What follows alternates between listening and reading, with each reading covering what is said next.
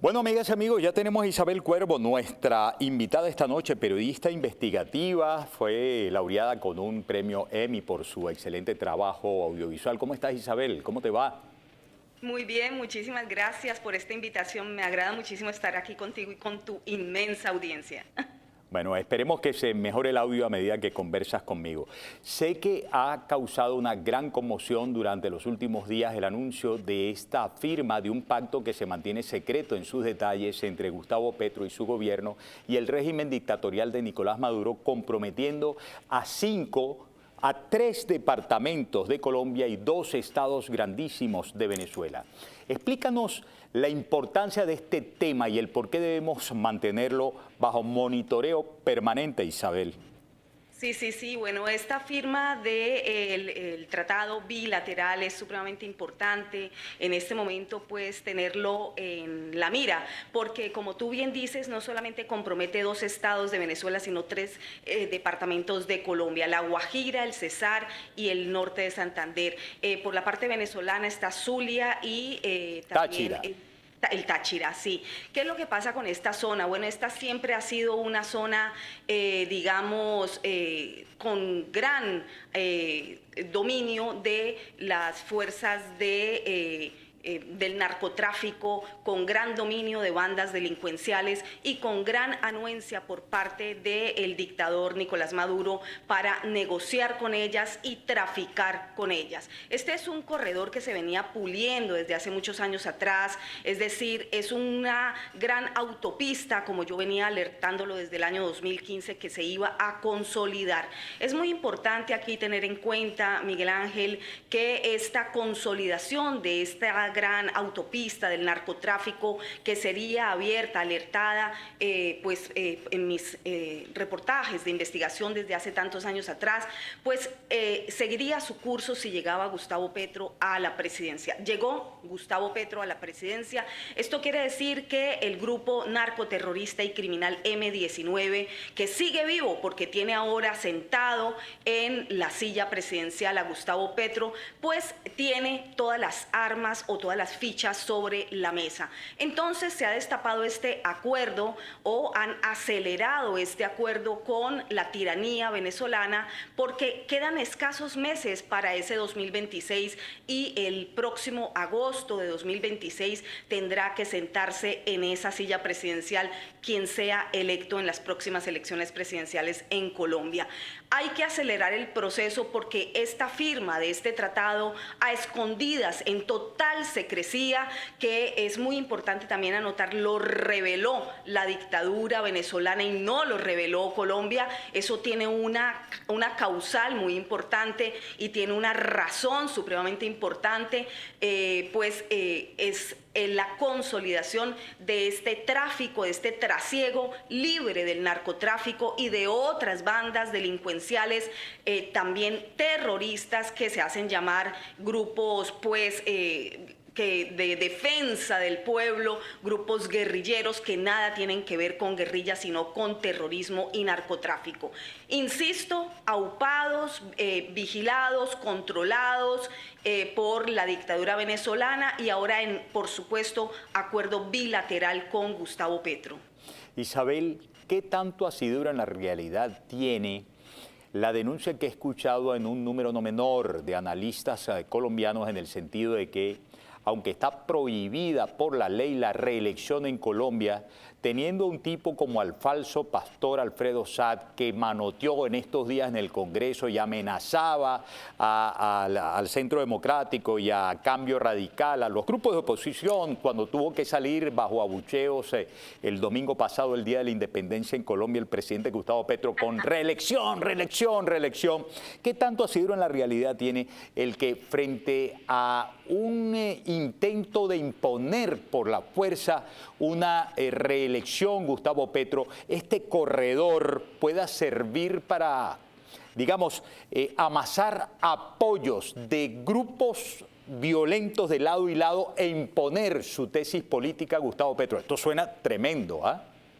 Sí, claro, esto es una pérdida de soberanía de facto que ya ha ocurrido con Colombia, y la pérdida de soberanía pues están entregándosela justamente no a los venezolanos, no a Venezuela, sino a la dictadura, la tiranía y a la dictocracia que ejerce Nicolás Maduro en cabeza en Venezuela. Así que por supuesto que es para poder aumentar este trasiego de narcotráfico y de terrorismo en esta zona tan clave, en la zona del Caguán, pues hay que decirlo, están asentados los principales grupos narcotraficantes, hay peleas, hay pugnas entre ellos, es decir, no todos trabajan para el cartel de los soles, no todos trabajan para el petrismo, así que entre ellos mismos también hay un enfrentamiento. Y esto nos conduce también, Miguel Ángel, a volver a señalar el por qué justamente el dictador de Venezuela fue quien dio esta alerta o digamos, esta salida a la luz de forma muy estratégica, porque escogieron un escenario en un órgano de propaganda venezolano rodeado de juventudes para lanzar como quien no quiere esta información y dejarla filtrar a la luz pública, porque veía Nicolás Maduro que desde Colombia no se anunciaba lo que ya habían firmado. Este tratado bilateral firmado en secrecía la semana pasada, pues estaba trabajándose, ya hoy conozco algunos detalles más porque he podido rastrear, ya se conocen 4 puntos sustanciales de ese acuerdo. Se estaba trabajando desde hace muchísimos años atrás, porque este es el objetivo de poder consolidar ese libre paso y ese libre trasiego de narcotráfico, que es lo que sostiene en últimas esos dineros infinitos del narcotráfico, son los que sostienen a Maduro en el poder, son los que sostienen a un Gustavo Petro, son los que sostienen a el dictador de Nicaragua y por supuesto a los dictadores de Cuba. Estas triangulaciones entre Cuba, Colombia, Venezuela son supremamente importantes, porque Cuba no se puede sacar fuera de esta ecuación, sino yo lo que digo, las cuentas no dan. La realidad analizada sin tener en cuenta el mecanismo de injerencia cubana en todo lo que está ocurriendo, tanto en Venezuela desde hace más de 25 años y en Colombia ahora con la llegada de Petro, pues es sustancial.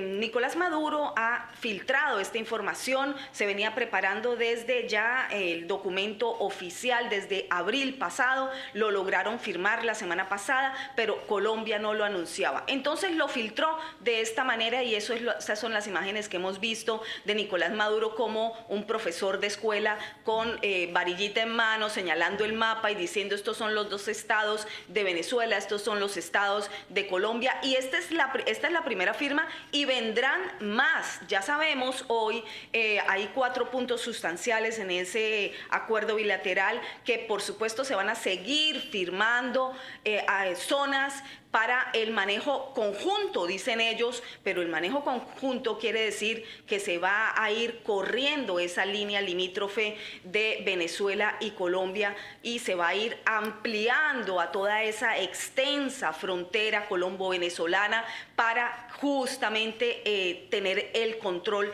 político, porque lo dijo Maduro en ese mensaje, y por supuesto ya presionados en Colombia, Gustavo Petro, Benedetti, Alfredo Saade, toda esta camarilla de criminales que tienen tomado el poder en Colombia, ya han tenido que ir hablando y defendiendo su propósito, porque en últimas para ellos esto es la gran Colombia, esto es un territorio de paz, pero sabemos perfectamente que esto es bajo un lenguaje de marxismo cultural, en donde a la guerra le llaman paz, en donde a la toma de estados le llaman democracias, en donde operan con delincuencia organizada, con narcotráfico, y se hacen los apóstoles de esas democracias que no son democracias, son países ya tomados por dictaduras. Isabel, quiero tu apreciación respecto de lo que podría ocurrir, por ejemplo, con la representación del Comando Sur, que por muchos años, en el marco del famoso Plan Colombia, pudo avanzar contra organizaciones delictivas en los gobiernos anteriores a Gustavo Petro. Ahora, cuando hemos conocido que Petro ha generado grandes problemas incluso en cuanto a la estructura, en cuanto a los ascensos de las fuerzas policiales, en cuanto a la financiación de los cuerpos militares y la dotación de pertrechos para la guerra contra el narcotráfico y contra el terrorismo. ¿Qué ha pasado en la relación entre Estados Unidos, fuerzas militares, y Colombia, fuerzas militares últimamente? ¿Y qué avisoras tú podría pasar si Petro y Maduro siguen avanzando en la creación de esto que antes se conoció como el tristemente célebre proyecto del tercer Estado entre Colombia y Venezuela? Sí, no, bueno, primero que todo las fuerzas militares y policiales en Colombia están ya urdidas con el petrismo, es decir, están compradas. Lo primero que hizo Gustavo Petro al llegar al poder fue descabezar todos los generales y los coroneles que habían en la fuerza pública colombiana. ¿Por qué? Porque Colombia es un país extremadamente complejo de manejar en términos de orden público. Colombia es un país en guerra, sin guerra declarada a nivel internacional. Es decir, país que vive en guerra interna desde hace más de medio siglo, en donde hay presencia de guerrillas que no son guerrillas, insisto, son terroristas que manejan el negocio de narcotráfico como los carteles de narcotráfico más grandes del mundo, y también hay delincuencia organizada y también, pues, por supuesto, hay delincuentes comunes. Es un país extremadamente violento, con también paramilitarismo, hay que decirlo, así que es muy compleja la guerra interna en Colombia. Esos generales, esos coroneles que fueron descabezados por Gustavo Petro eran las personas que sabían manejar el país, que sabían confrontar esa guerra interna, que tenían reconocimiento internacional y gran contacto, como tú bien dices, con el Comando Sur en los Estados Unidos, que hacían un trabajo conjunto extraordinario en términos de búsqueda, control de territorios para que no se expandiera la siembra de la hoja de coca y sobre todo la instalación de los laboratorios de cocaína en territorio colombiano y no pulularan. Bueno, eso pulula ahora bajo Gustavo Petro porque ese es el motor y es de donde sale el dinero para el financiamiento de Gustavo Petro en el poder. Así que él no va a atacar a quien lo financia, él va a permitirles la expansión y eso se ve ahora en una Colombia, en un mapa colombiano que vemos absolutamente plagado de siembras de coca porque las dejan pulular. La hoja de coca no es mala en sí misma per se, por supuesto, es una planta que también tiene un discurso que puede ser maniqueísta, pero también tiene algo de cierto, es una cultura ancestral en muchos grupos indígenas, pero por supuesto los grupos indígenas no necesitan de hectáreas y hectáreas y millones de hectáreas en el país sembradas de hojas de coca, y máxime cuando ves que allí es donde están construidos los laboratorios en esa zona justamente que acaban de liberar entre Colombia y Venezuela. Allí están los mayores distribuidores o rutas de distribución de cocaína, allí están los laboratorios, allí están las cocinas, allí está la producción y también en la zona sur occidental de Colombia, pero en esa zona limítrofe pues es clave porque entonces ¿quién va a cuidar ese lugar? Nadie, porque allí va a prohibirse la entrada de la fuerza pública, como ya ocurre en gran parte de esa zona, ahora será liberada aún más. El Comando Sur ha dejado también de participar con, digamos, ayuda a Colombia porque Colombia está tomada por el narcotráfico, tienen presidente en la Casa de Nariño y las relaciones están tensas y máxime ahora que ha llegado Donald Trump también al poder en los Estados Unidos, en donde pues este roce que ha creado Petro de forma bastante, nada casual, digamos, bastante provechosa para él, le conviene estar en esta guerra visceral con los Estados Unidos, sacar cualquier ficha debajo de la manga para crear mayor tensión, para poder justamente evitar que se fiscalice o que se realicen ese tipo de trabajos en conjunto con Estados Unidos. También deja de llegar dinero, ¿no? Pero siguen entrando millones de dólares de los contribuyentes estadounidenses a territorio colombiano, en este momento en el gobierno pues Gustavo Petro, que distribuye esos millones pues a su camarilla, porque definitivamente las poblaciones, las veredas que se ven afectadas, que tienen que huir de esas regiones por la violencia, porque no se utiliza el dinero que se envía para todo este proyecto de control justamente de cultivos y de narcotráfico, pues por supuesto no se emplea en eso. Y ya bastante era de riesgo y amenaza para los Estados Unidos y el continente todo el régimen antivenezolano de Maduro. La cosa se complica más si se mete en ello el régimen antidemocrático de Gustavo Petro. Te pregunto finalmente, ¿crees que está haciendo cálculos de fuerza y violencia y destrucción institucional que pueda coronar con éxito Gustavo Petro para, no obstante, que esté imposibilitado conforme a la ley, se mantenga en el poder luego del año 2026 a la fuerza, él allí atornillado en el Palacio de Nariño? No, Gustavo Petro no va a quedar atornillado porque de todas formas él es un inepto. Él es una persona que ha demostrado su ineptitud y su forma de ser no es manejable. Es una persona que crea mucho conflicto, que crea problemáticas para quienes necesitan que una persona con su perfil quede en el poder. Será pues puesto otra persona si es que ganan las fuerzas del petrismo. Las fuerzas del petrismo sí se pueden quedar atornilladas, pero Gustavo Petro no es la persona que esas fuerzas del petrismo piensan dejar allí. ¿Y quién podría ser de entre las fuerzas del petrismo el aspirante a sucesión? Armando Benedetti fue o se devolvió a Colombia. En sustitución del tostado Petro entra el drogo Benedetti. Bueno, o podría ser peor. Hay que recordar ahora que sus escuderos son Armando Benedetti y Alfredo Saade, que son personas extremadamente peligrosas en términos de reptilismo político. En Colombia se les llaman como estas personas rastreras, como que saben muy bien moverse por debajo del radar. Esos son Saade y Benedetti, quienes están escudando hoy en día a Gustavo Petro. Por eso se devolvió Benedetti a Colombia, que estuvo en la FAO sin ninguna capacidad de gestión de nada ya, porque además no tenía ni siquiera los títulos para poder estar en la FAO, pero lo devuelven a Colombia rápidamente a Benedetti porque este sí es un animal político que ha movido fichas políticas durante décadas en Colombia, sabe muy bien cómo comprar y vender políticos, sabe muy bien cómo recopilar millones y millones de pesos para causas electorales, y Saade también es clave porque Saade desde la campaña presidencial de Petro está moviendo todo lo que es el adoctrinamiento religioso, porque él se hace llamar pastor, pero es un falso pastor. Él no tiene ninguna consagración como pastor, ninguna iglesia, ni anglicana, ni cristiana, ni de ninguna denominación ha reconocido que esté dentro de esas iglesias inscrito, registrado o se haya